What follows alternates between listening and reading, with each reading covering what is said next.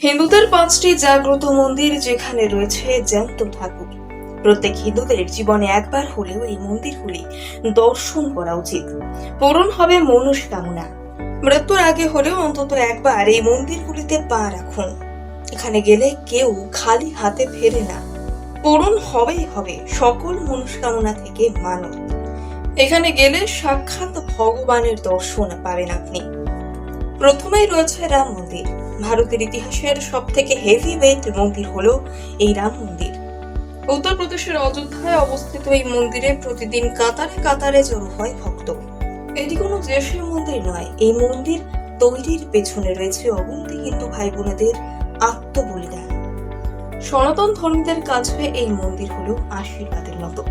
এই মন্দিরে প্রতিষ্ঠিত রামলালার মূর্তি কেবল একটি মূর্তিই নয়, এতে রয়েছে স্বয়ং রামের জ্ঞান।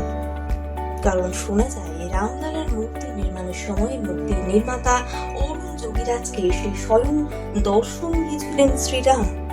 তিনি নাকি মূর্তি তৈরির সময় প্রতি পদে পদে রামলালার আভাস পেয়েছেন।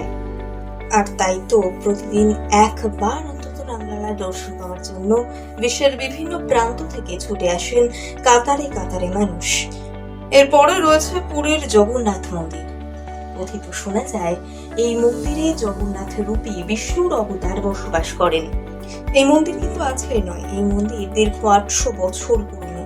এই মন্দিরে জগন্নাথের পাশে একই আসনে বসে আছে দাদা বলরাম ও বোন সুভদ্রা। তবে এই মন্দির তৈরির নেপথ্যের একাধিক কারণের পেছনে আজও কোনো বিজ্ঞান কাজ করে না।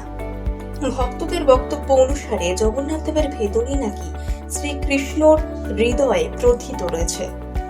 শুধু তাই নয়, ভক্তদের বিশ্বাস প্রভুর কাছ থেকে এক মনে যা চাওয়া হয় তাই নাকি পাওয়া যায়। আজ পর্যন্ত কোনো ভক্তই খালি হাতে ফেরত যাননি এই মন্দির থেকে। এরপর তালিকায় রয়েছে মায়াপুরের ইসকন মন্দির। বিশ্বের অন্যতম বৃহত্তম মন্দির হলো মায়াপুরের ইসকন মন্দির। এর সৌন্দর্য টেক্কা দেবে লাল কেল্লা থেকে শুরু করে আগ্রার তাজমহলকেও। এই মন্দিরে প্রতিষ্ঠিত রাধা কৃষ্ণের বিগ্রহ দেখলে আপনার প্রাণ এবং চোখ উভয় জুড়িয়ে আসবে। এই মন্দিরে নাকি রাধা কৃষ্ণের পদস্পন্দন শোনা যায়, রাধার পায়ের চলার শব্দ এবং শ্রীকৃষ্ণের বাঁশি নাকি হামেশাই শুনতে পাওয়া যায়। আর তাই শ্রীকৃষ্ণের টানে বারংবার এই মন্দিরে ছুটে আসেন তার ভক্তরা। 4 নম্বরে রয়েছে তিরুপতি মন্দির। অন্ধ্রপ্রদেশের তিরুপতি বালাজির মন্দির শুধু ভারতে নয়, গোটা বিশ্বেই জনপ্রিয়। কথিত আছে এই মন্দিরে চুল দান করলে নাকি মা লক্ষ্মী তুষ্ট হন। পুরুষরাই নন, মহিলারাও এই মন্দিরে ভগবানের নামে চুল দান করে থাকেন। ভক্তদের কাছ থেকে শোনা যায় আজ পর্যন্ত প্রভু কাউকে নিরাশ করেনি যারা সৎভাবে মন থেকে এই মন্দিরে এসে প্রার্থনা করে গেছেন এবং চুল দান করে গেছেন। 5 নম্বরে রয়েছে কাশী বিশ্বনাথ মন্দির। উত্তরপ্রদেশের বারাণসীতে অবস্থিত কাশী বিশ্বনাথ মন্দির হচ্ছে এই তালিকার 5ম স্থানাধিকারী। এই মন্দিরে নাকি বাস করেন স্বয়ং দেবাদিদেব মহাদেব। পৌরাণিক কাহিনী অনুসারে এই মন্দির নাকি শিব স্বয়ং নিজে হাতে প্রতিষ্ঠা করেছিলেন।